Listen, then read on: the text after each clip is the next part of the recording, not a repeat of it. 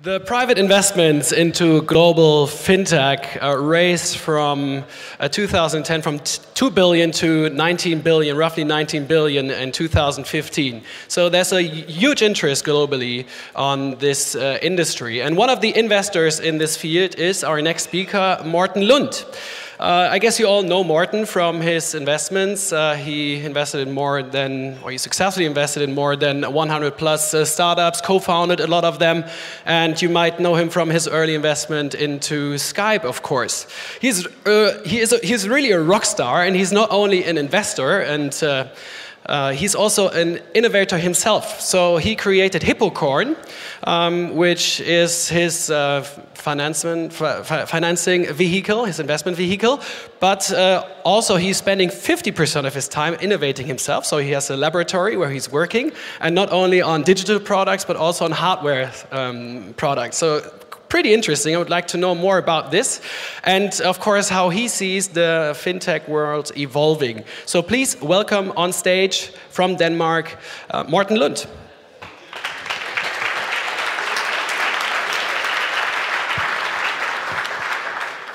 Thank you, man. Thank you, everyone. I'm in a little bit of a hurry because I think I have 120 slides. So you have to bear with me. And I'm also a little bit nervous whenever I start out.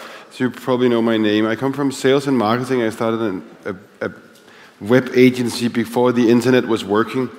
So in 94 and 95, we had a lot of discussions with all the marketing heads of Coca-Cola and other large companies whether SMS would actually be something interesting, or web or text TV. So I have that full knowledge, but I still, my favorite thing in the world is still marketing. The most important part is, of course, my 4 children, and to stay ahead as both an innovator and a creator, while I somehow had to understand also the financial world, but I'm coming back to that. And also, since I've been in this for so many years, I now know that ideas are worth nothing. Somebody has to create it and take that hard part where you take it from an idea and take it up from a surface, from a table, and turn it into something real. But that process, I've been doing this since I was 19 in all kind of digital stuff. So I have some kind of an experience, but I'm also more humble than ever. And I'm super happy to see guys like Deutsche Bank even trying to take this serious. Of course, it's all just mumbo-jumbo with the 750 million. That's to take the budget over 3 years they spend anyway. And they give it to IBM today. Now they'll put some of it into innovation. And that's kind of cute, but it's funny that they want to take the effort and even throw a conference like this. So I execute minimum viable prototypes, very fast hacks, very fast to market. We try to test it, see who will survive and who will die. And some of this shit now, compared to 20 years ago when I started, the web server didn't work. The Microsoft web server didn't work, so we had to fix it. Now, a guy like Stuart, a friend of mine, he set up a management service of people who want to have their home on Airbnb, but they don't want to do all this crappy communication with all kind of idiots themselves, so they let Stuart do it. And he's just done APIs and Zapier integrations to his Gmail and to all his stuff. He has zero code, but he has 1,200 apartments in Asia, in Bangkok and Singapore that he's managing for people who like to rent out on Airbnb. So sub-economy on economies on sharing economy. This is going to change a lot. And there's also a big opportunity here because they need all kind of interesting financial services. So my idea is that it's just to execute now and fast. And of course you can't do that in fintech because you have all the legacy and the compliance to keep up with. But we have gone very far. We've gone very far already since the first discussions I had with banks 15 years ago. Now it's all here, and I'm coming back to that. So of course, personally, it's interesting to know that I made a shitload of money because I gave the guys at Skype some money because they couldn't pay their apartments and they couldn't pay the coders. So I lent them a little bit of cash, and I made a lot of money from that. I was also stupid enough to lose all of them because I invested in some stupid stuff. But that's what entrepreneurs do. And I've dealt a lot with, banking idiots like you guys, enough to understand how it works and actually build on it. But my bankruptcy showed me that I had to understand money because until then, I had so much money all the time. Every time I looked at my account, it was just full. But then suddenly 7 years ago, there was no money and they picked up my art and my cars. The cool thing was I was not less happy, I was actually more happy, and I have to understand money. And this is your problem, because now I'm coming after all of you, or with you if you want to, because we're creating international financial products, because I had to understand how to finance my own businesses. So my life is totally crazy. So I can invent stuff or invest in people who invented stuff, like these guys who invented a plant. This plant you see on this very picture actually is genetically modified, so if it smells TNT, it will turn red. It can detect landmines. You could get goosebumps if you had emotions. I don't know if you have emotions in this business. But it's kind of cool. And all media in the world thought it was cool. We were on the front page of Time, we were in CNN. We just had a classic problem for me. And this is also why, be careful when you play with people like me. Because we forgot, let's see if this works. We forgot, how do you plant this plant if there's landmines? We couldn't plant our plant, so the project died. But it was a cool project. Okay, you don't get it. But so what I do is, right now, I focus on a company we call MoneyWorks. I focus on a company we call TransferWorks.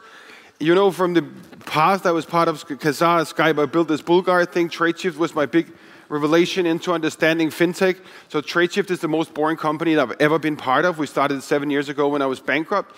And it's basically an electronic invoicing system. So you can only send an invoice today to Nike, the British government, and a lot of other companies on our platform. Of course, it gives us a lot of financial insight data that we can use for a lot of interesting things. And that was very lucky out of my bankruptcy that I could turn this company in, and we raised $220 million by now. And it became a really large company. And it was also good for my self-confidence that I could prove that I could do it again. And then I'm doing a lot of other stuff. But it's mostly fintech these days. So half of it, as we said, is innovation, where I walk around and think of crazy shit and call people and find stuff and combine it. Because being the sampler in this economy is much more interesting than being the innovator. And then in the other part of my life, I have a series of investment banks where we help companies to raise money, sell their company, merch or whatever. Because I did that all my life, I just forgot to charge for it. But now that I had no money, I learned to charge. So we have, I think, 60 people in investment banking who are helping people, all kind of companies and people to get together. And of course, we also help very rich people placing their money, where we also make money. So just as short trends, if we can get by this. I think we're straight out lucky that this is the beginning. And we all feel it, but we forget it. We have to understand exponential. The brain cannot understand exponential. We cannot think about getting from here till Christmas. We can only think in weeks.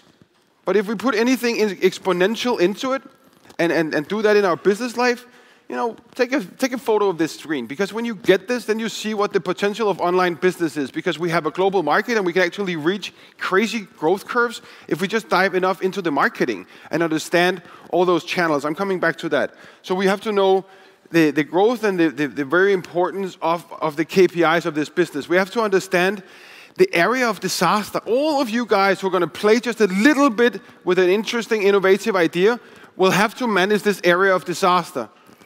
The area of disaster is when you can't, do a normal business like Walmart. They just took forever to build the largest company in the world, one of the largest companies in the world.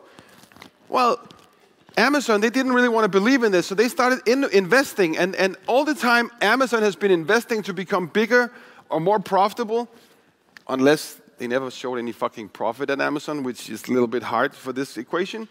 They will be under the linear curve of growth.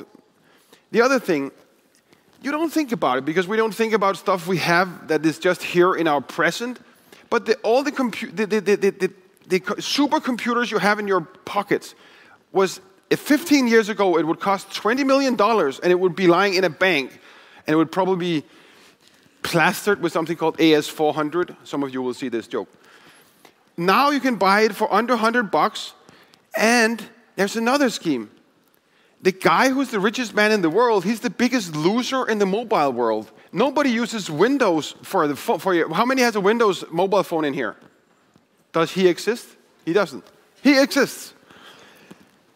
The rest of you, how many have an iPhone? Yeah. These are all the idiots who believe that the first world is so important that I have to have an iPhone and log into this expensive brand. Because in reality, everybody is using Androids, of course, because it's open, you can do whatever you want. You're not locked in to Steve Jobs' craziest ideas of walled gardens. I like my kids to have an iPhone so they can't surf too much porn, but they get around it. The whole idea of understanding the trends is extremely important. Of course, education, everybody in the world can now be educated. So there's nothing special, even in this country I love so much because of the engineers and all the nice cars that you produce to the world. Everybody can get to this level very fast if they're a little bit hungry and they have some kind of a screen somewhere in the world with internet connection. Education is becoming a commodity, and I love it. Another thing that my kids will never understand unless they get pestered from this stupid iCloud from Mac that you have to upgrade because they're putting your shit in the iCloud. Bandwidth and storage is free now. It's crazy when I have fiber at home, but sometimes I have to go to my phone, throw a Wi-Fi network from my phone because it's faster in that part of my house than my fiber connection. So my cell phone is faster than my fiber connection. How crazy is that? We have to understand, and this is probably interesting for all the banking people here, that atoms is turning into bits. What was normal where is the photo album? It's gone. I mean, I was in my childhood, I'm so old that I was looking at photos in an album. My kids will not have this unless I print some books. Everything is becoming digital. And that, both music, maps, where's the map industry? It's gone away because, I'm using Google. Did you see anybody with a map lately? Some Chinese tourists in Paris maybe, but it's not going to happen. It's over. And this is where we have to understand the value of the blockchain and all these cryptocurrencies and see how does that work. Because how do you buy the first edition of a new record today? Well, then you have to get to hold of Justin Bieber and somebody has to encode some kind of code into the first release he puts out of his new song. So you can buy that and it will have a value, but we need a trust system which could easily be the blockchain. And remember, nobody has a clue, and it was so relieving also to hear the Deutsche Bank guy saying that we don't know, but we have to test it and see. Another thing is that, machines will replace humans, and yes, everybody says it, but it's more interesting even that, from my perspective, what Elon Musk said that, human-driven cars may be illegal, but won't it happen to banks as well? It will probably, the compliance part will have to have new standards. There's so many things we have to invent here that there's no end to the business we can do. So, and how scary it is, by the way. These are so fucking scary to me. I don't understand. What will they, imagine if it came into your bedroom one day? Holy shit. And we have new things. We have anti-robot protests. Elon Musk, Thiel are putting money into making regulation around artificial intelligence because it's going to come for real. It can probably predict what the fuck we're thinking. It's going to be a little bit weird to your wife, but it's going to come. 3D printing. We can print stuff that we can't imagine. We can print a weapon, we can print a pill, we can do whatever we want. But how do you succeed? In my little node, you have to, in my little world, you have to have a lot of structure. And it's very hard if you're a creative. But I probably just had to learn because everything I did looked like this. You need a lot of structure. You need to repeat constantly and understand that building software is about iterations. And that's also why you can see somebody as large as Deutsche talking about iterations. It's kind of funny, though, talking about having an innovation lab in San Francisco with IBM. How the fuck does that work? You have to think about the fact that you can do it. It's possible for everyone. The technology is out there. Spend 2 nights hacking something, and you can build your own prototype. You don't have to be a coder, or you can rent a coder somewhere. You have to go extremely into details. And sometimes I have to tell everyone around me that I'm off the world for 3-4 days because I have to understand how blockchain will work directly in with the Visa and MasterCard clearinghouses. All of that, it's so fucking hard and complicated, but you can call anyone. You can probably make a couple of connections here today to actually do game-changing stuff. But you have to communicate a lot, be careful with conferences, still go, but then go home into your lab and think. Value the quality of thinking. Of course, you also have to build a team, and you have to have the team with the best data. This was called insights in the trading world, but here it's free. It's okay to have insights, and you can just read and find them. It's not hard, and you have to dream extremely big and work extremely hard, and you have to break the rules. You don't have to do something illegal, but you have to break the rules of conventional thinking. Unless you break those, you're going to end up being the next consumer bank, the next online consumer bank. How fucking stupid is that? I mean, Deutsche is there, everybody's there. Do something innovative, something small, niche that is really needed. Do a platform that can serve a niche within a financial industry, and they'll come jumping at you. So, of course, you have to be smart. You also have to be intelligent, and you also have to be the best at sales. And I think the sales part is missing a little bit in everything technology, and especially banking. And that's why it's so easy to be me. I mean, it's like selling candy to kids. Whatever stupid idea I get up with, I'm the only guy who can present it even half interesting. So work a lot on that if you want to go out there and sell financial services. I think it's extremely important. And then, of course, build fast and build small. Remember, there's only one Facebook per decade. I mean, don't ever mention, especially for the startups, that you want to be the next Facebook or whatever. Just take it easy. And that's also why I built my family office and my investment bank vehicle. And we called it, if this works, and we chose to call it Hippocorn, because the unicorn, it's kind of funny, but we want to be that fat hippo lying at the bank. You know, it's actually the animal that kills most people. It's not funny, but, you know, we want to build Hippocorn as the investment bank and the sharing house where you put in ideas. If you have a good idea, you put it in, and we will virtualize how to do investment banking. It's not going to be strict ties. It's going to be merit and brain-driven. So that's something I'm focusing on. And the same, we want to virtualize it. So we want to be like, you know, you don't have to own anything. You don't have to own that bank license. Forget it. I mean, it's too difficult. I was very impressed that Finleap told me yesterday that they have a license. I mean, it's super impressive because I tried a couple of places in the world, and that's hard work.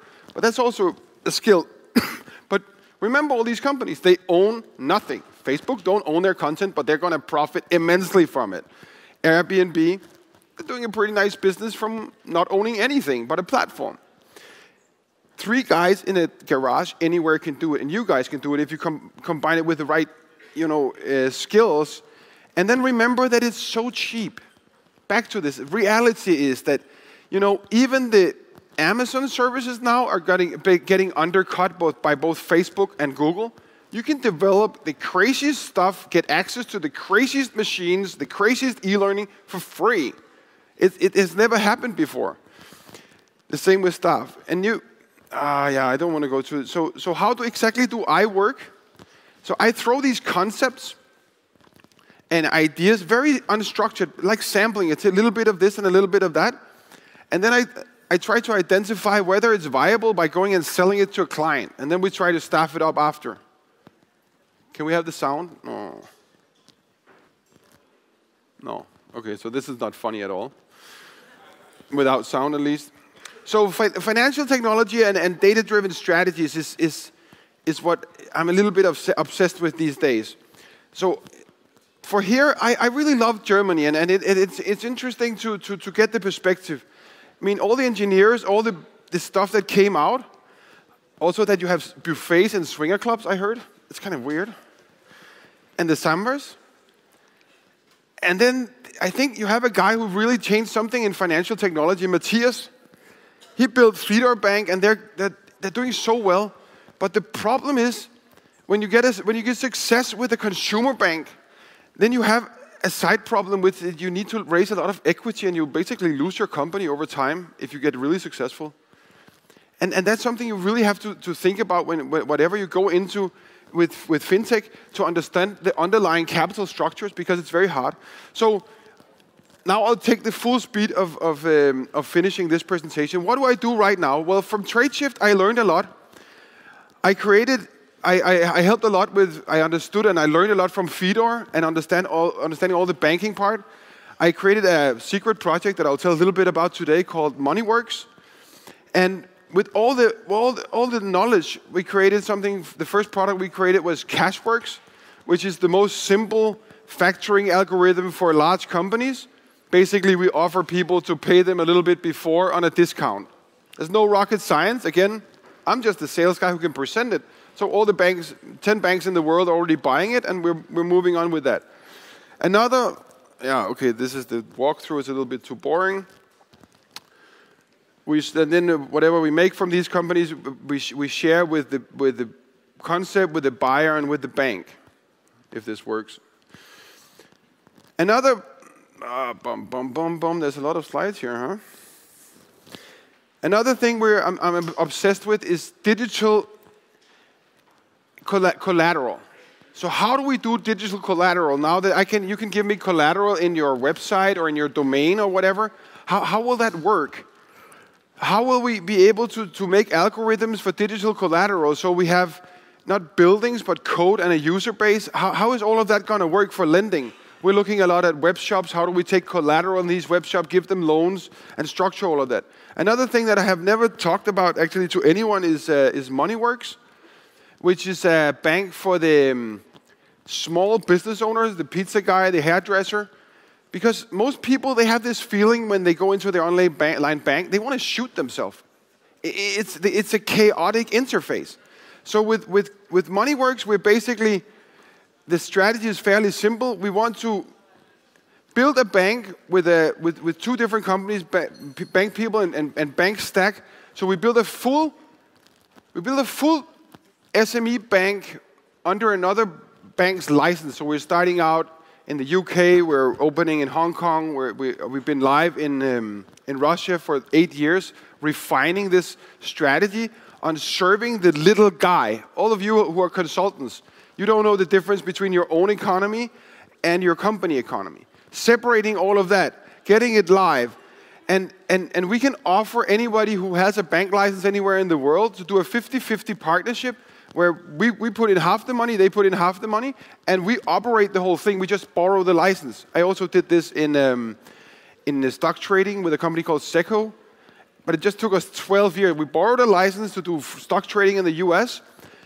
It took 12 years to become the third biggest stock trader in the US, and we sold it for a couple of $100 million last month.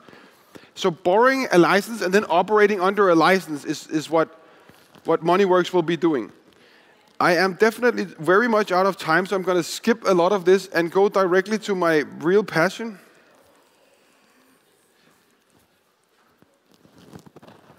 Which is, after all, oh God.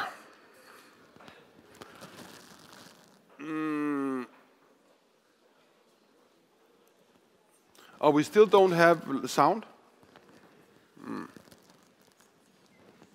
Let's see how this works. No.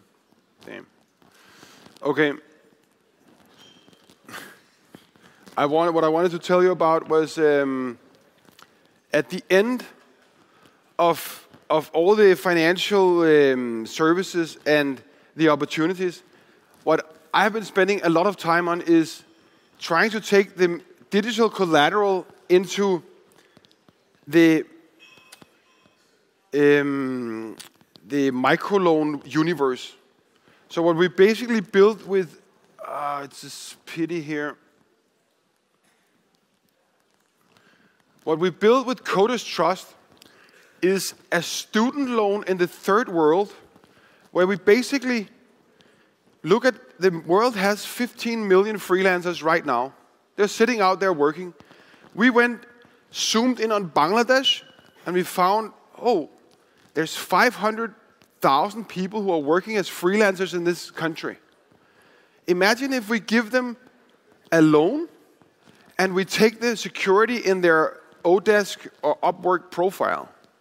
So we did that actually with Muhammad Yunus and a big crowd of international superstars.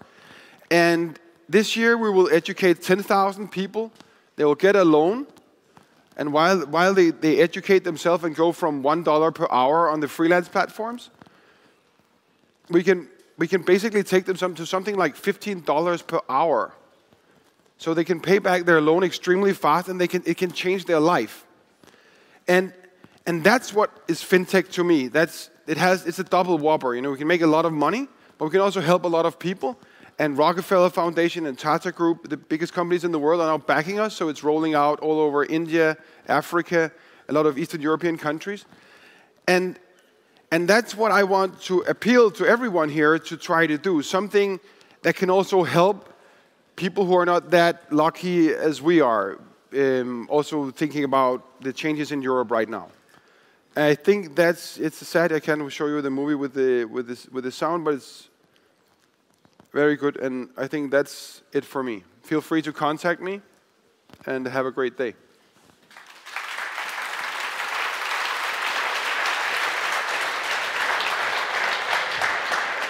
Thank you very much, Morten.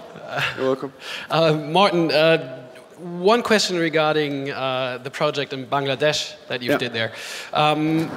If you educate them, you only educate them, you're not educating them in coding, obviously, but what exactly are you educating them in? Yeah, you have to to get into our program, you have to work on a freelance platform. Okay. That means that you have a profile.